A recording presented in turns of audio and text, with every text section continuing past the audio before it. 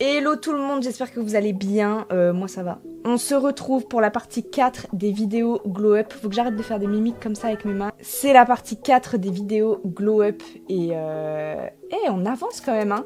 Ça commence à faire pas mal de Glow Up là, hein. Il y en a encore à peu près 400 qui sont enregistrés, mais on va y arriver petit à petit. S'il y a des nouveaux, laissez-moi vous expliquer le concept de cette vidéo. Je prends je sais pas parler.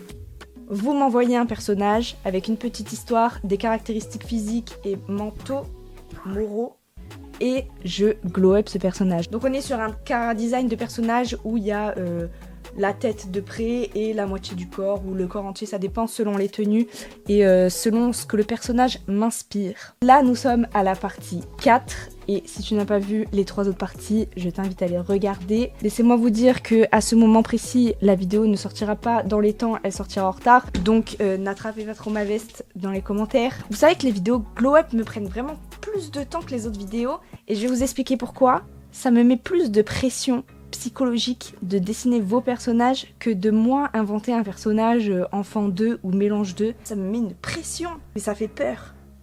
J'ai entendu un petit bruit là. Viens dire bonjour. Oh là là.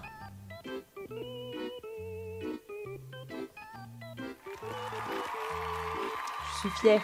Le personnage que j'ai sélectionné, c'est le personnage de Salomé Liora Emberlan. Excusez-moi si j'écorche parfois votre... Oh là là. Oh non, ça, je fonds d'amour. Ça, je meurs d'amour. Je perds toute crédibilité là, c'est censé être vraiment stylé. Liora naît. Oh, je suis désolée Salomé, mais c'est de sa faute, hein. C'est pas de ma faute. Hein. Liora, née à Solaris, possédait dès son jeune âge un pouvoir de guérison accompagné d'une douleur intense. Négligée par ses parents guérisseurs, elle sauva sa ville d'une épidémie à 15 ans. Devenant respectée, mais traumatisée, fuyant les sollicitations, elle quitta Solaris, mais des événements la forceront à utiliser son pouvoir à nouveau. Ne supporte pas la solitude, a peur du feu, empathique, fait passer les autres avant elle, n'a pas confiance en elle, drôle et souriante au premier abord. Physique. Déjà, tu as un très bon style de dessin. On est sur une belle gosse, on le sait. Et je tiens à dire que tu as déjà ton style et que, certes, j'en fais un glow-up, j'en fais un chara-design, mais je vous précise à chaque fois que c'est mon style aussi de dessin. Donc forcément, je vais avoir peut-être un style différent que ce que vous imaginez. Donc il faut aussi partir du principe où chacun son style. Mais j'essaye de faire en sorte que ça ressemble quand même à votre personnage, qu'on retrouve des traits et tout. Mais voilà. Belle gosse ça. Cheveux blancs ondulés. Pointe jaune qui dérive au orange. Noir à leur extrémité. Yeux ambre. Grand tatouage de phénix sur son flanc droit. Ouah, ça va être dur ça. Ses vêtements laissent apparaître son tatouage. Ok. Soigner n'importe quelle blessure. Cependant, à chaque fois qu'elle soigne une blessure, elle ressent la douleur de cette blessure de manière amplifiée. Cette douleur est si intense qu'elle peut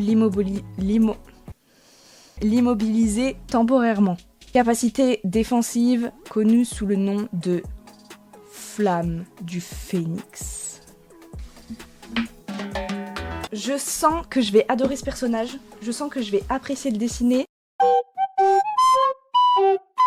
J'aime beaucoup cette histoire. C'est vraiment, si j'avais un pouvoir, ce serait... Oh, je réfléchirai après. J'ai pas d'idée là. Bon bah écoutez, c'est parti pour dessiner Liora.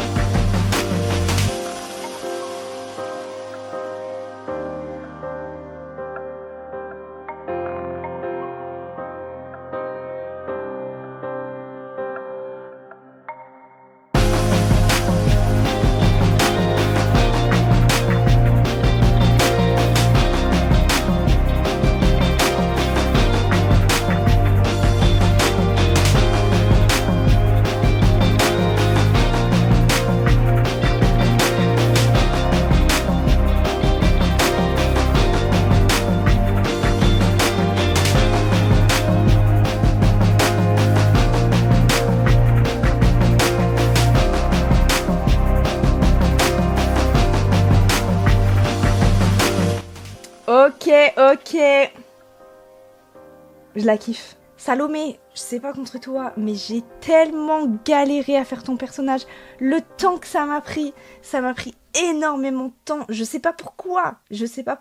Bah, elle est vraiment trop stylée. Hein. Je sais pas si tu l'imaginais comme ça, le fait qu'elle ait des pouvoirs qui sortent de ses mains quand elle guérit. J'ai essayé un peu de matérialiser ça, en faisant des... je sais pas, de scintillements quand elle pourrait soigner. Je voulais vraiment la faire dans une position allongée sur le sol. Je me suis dit que peut-être c'était dans le sens où elle est là, elle guérit, mais elle sait qu'après elle va se prendre une décharge de douleur et du coup il faut qu'elle soit un peu assise sur le sol. Continue d'écrire sur elle parce qu'elle est vraiment hyper intéressante. J'aime bien le fait dans ton histoire qu'elle soit traumatisée un peu de son pouvoir. Enfin je pense que c'est ça, hein, dis-moi si je me trompe. Traumatisée d'utiliser son pouvoir dans le sens où justement après elle souffre et peut-être qu'elle a trop peur de souffrir juste après. Enfin je parle et je donne mes idées mais vous savez que j'aime bien faire ça. Peut-être ça peut vous donner des idées ce que je vous dis pour appuyer sur un caractère ou quoi. Ou peut-être que pas du tout, mais j'aime bien interpréter vos histoires, un peu ressentir la vibe du personnage. Je trouve que son pouvoir va super bien avec son physique. Comme t'avais pas trop indiqué pour la tenue, je suis partie sur une robe assez simple. Il y a des infos que vous me donnez pas trop et que je dois faire moi. Ouais, je préfère rester sur des choses assez simples, j'allais pas lui faire une robe bleue flashy, ça serait pas allé dedans. Donc je t'ai fait une petite robe un peu orange marron.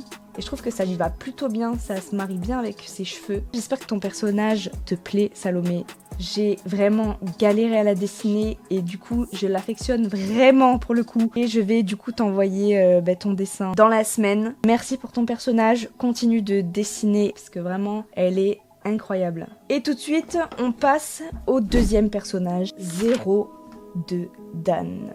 Zero Imoken est le chef d'une organisation criminelle nommée l'Œil Rouge. Son objectif est d'éliminer 6 familles très spécifiques. Il fait lui-même partie d'une de ces familles, le clan Nekomi, un clan de ninjas. Ses parents ont été tués par son propre clan parce qu'il est né avec 2 yeux de couleurs différentes, un blanc et un noir. Alors que tous les membres du clan ont les yeux blancs, ils ont cru à une malédiction et ont tenté de l'éliminer. Mais Zero a réussi à s'échapper de justesse à la mort. Cheveux blancs, yeux verrons, veste bleu foncé, pantalon marron, chaussures noires.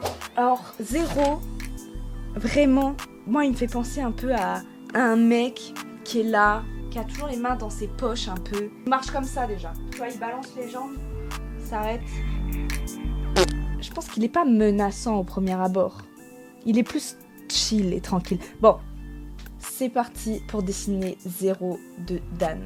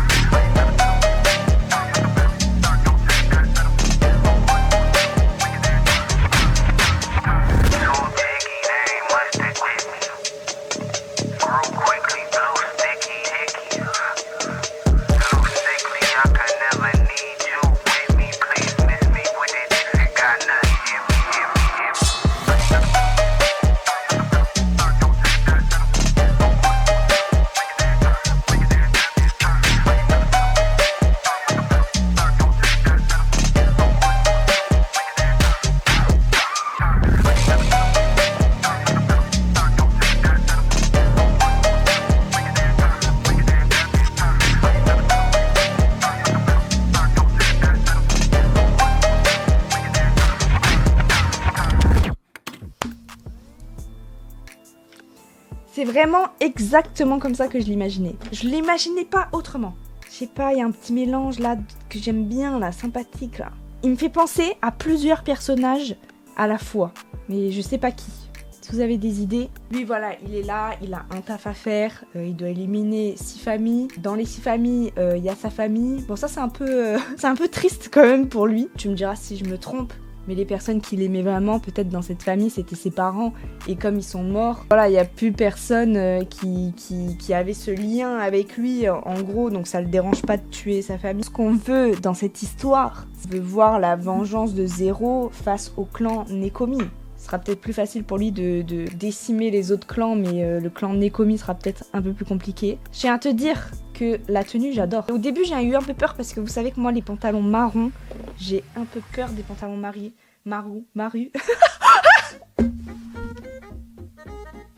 Oh putain. Non mais, oh c'est abusé. J'ai dit toutes les syllabes de l'alphabet, il n'y a même pas marron qui est sorti. Mais là, en fait, ça match super bien ensemble. Elle est dégaine de ouf. Franchement, je le kiffe trop. Dan, continue d'écrire, continue de dessiner. En tout cas, tu as aussi un très bon style de dessin, hein. Faut pas se le cacher. Mais merci de m'avoir envoyé ton personnage. Et comme je disais, t'as vraiment un bon style aussi. Tu vas très très vite t'améliorer. J'aime beaucoup ton style. Et j'espère que ton personnage te plaît et que c'est à peu près comme ça que tu l'imaginais. Et on va passer au 3e personnage, qui est le personnage de Jules. Eddie Hammer. Déjà le nom, il en jette de fou. Dans un monde où des extraterrestres prennent possession des corps humains et cohabitent avec eux, ces aliens confèrent des pouvoirs à leurs hôtes. Eddie, quant à lui, a été créé dans un laboratoire qui produisait des surhommes. Rejeté par ses créateurs, il a été élevé par un homme violent. À l'âge de 9 ans, il s'enfuit et finit par rencontrer un symbiote qui lui donna la capacité de contrôler le gaz. Désormais, Eddie lutte contre le mal pour protéger son monde. C'est tout ce que j'aime. Quand j'ai vu ton perso, je vais pas te mentir, je me suis dit quand il y a des masques, quand il y a des trucs, j'ai plus de mal à me projeter. Celui-là, pour le coup, il m'a inspiré. On peut en faire un mec badass. Arrêtons de réfléchir. C'est parti pour dessiner Eddie Hammer.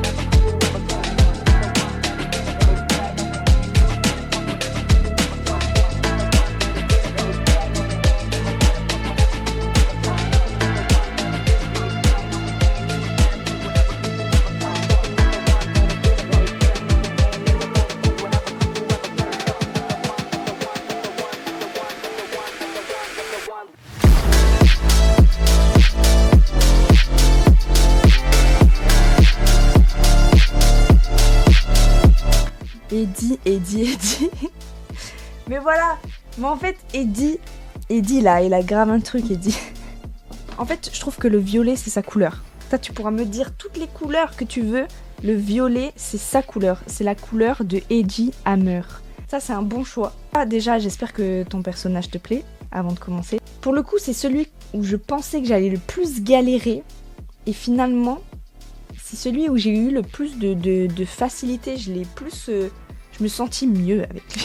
Je me sentis bien avec ce personnage. Je sais pas comment tu imagines l'univers de ton histoire. Ce que j'ai lu là, moi j'imagine bien que ça se passe dans un truc un peu apocalyptique. Mais peut-être que je me trompe. Et il y avait une question que je me posais, tu pourrais me le dire en commentaire. C'est, je sais pas si dans ton monde, du coup, les extraterrestres cohabitent avec les humains, vivent avec eux. Est-ce que c'est en bien ou est-ce que c'est en mal? Est-ce que les humains acceptent ça? J'imagine que peut-être dans cette histoire-là, il y a des humains qui sont pas vraiment d'accord de cohabiter avec les extraterrestres. Enfin, tu me diras si c'est ça. Et en tout cas, j'aime bien le fait que les extraterrestres aient des pouvoirs. N'hésitez pas à partir loin dans votre tête. Parfois, quand on veut faire une histoire, on se retient trop en se disant « Non, mais ça, c'est trop... Je pars trop loin dans des délires et tout. » Mais en fait, partez loin dans des délires. Il y a des choses qui sont pas logiques parfois et vaut mieux peut-être même pas le souligner ou faire en sorte que dans l'histoire, ce soit un mystère, en fait, et personne n'ait résolu ce mystère. J'ai envie de savoir la suite. Tu m'as eu, là. Après, voilà, t'es pas obligé de dévoiler toute l'histoire en commentaire si tu veux le garder secret et peut-être m'envoyer par mail un petit peu la suite. Et Jammer, il est là, avec son truc, là. Il maîtrise le gaz. Alors, le gaz, je savais pas trop comment le... Pour moi, le gaz, c'est vert. Ça peut aussi être bleu, ça peut être gris. En tout cas, j'espère que Eddie te plaît. Et je vais t'envoyer également ce dessin dans la semaine. Les amis... C'est déjà la fin de cette vidéo. J'aime trop faire les glow-up. Je tiens à rappeler que je suis encore en train de traiter les mails de septembre. Donc si vous avez envoyé votre glow-up dans le mois de septembre, c'est normal que vous n'ayez pas encore reçu de réponse. Ça ne sert à rien de me renvoyer le mail parce qu'en fait, je traite les mails en fonction du plus ancien au plus récent. Donc si vous me l'avez envoyé une fois, je vais forcément tomber dessus. Et si je vois que vous me l'avez envoyé une deuxième fois, je ne prendrai pas en compte le deuxième que vous m'avez envoyé. Je vous mets en description les conditions pour participer au Glow Up. Et s'il y a quelque chose qui ne correspond pas, malheureusement, je pourrais pas accepter le Glow Up. En tout cas, sachez que vous avez toujours une réponse au Glow Up que vous avez envoyé. Donc si vous n'avez pas encore reçu, il faut patienter, malheureusement. Merci à vous trois, les gars. Franchement, vos dessins sont super déjà de base. J'espère que votre perso vous plaît. N'hésitez pas à me le dire en commentaire en tout cas. J'ai kiffé dessiner vos persos. Bon, Liora, j'avoue que j'ai eu du mal à les dessiner. J'ai galéré. Avant de vous quitter, je voulais vous remercier du soutien, comme d'habitude. Vraiment, merci beaucoup. Vous savez qu'en ce moment, je fais un petit peu moins de shorts parce que je bosse sur le webtoon. Donc voilà, n'hésitez pas à me rejoindre sur tous mes autres réseaux, ainsi que sur Twitch, où on crée des personnages pour mon webtoon en live. Donc si vous voulez participer, n'hésitez pas à me rejoindre là-bas. N'hésitez pas à vous abonner, à activer la cloche, à laisser un petit commentaire et à liker. Ça me ferait beaucoup plaisir et ça me soutiendrait de ouf. Et je vous dis à la prochaine. Bye.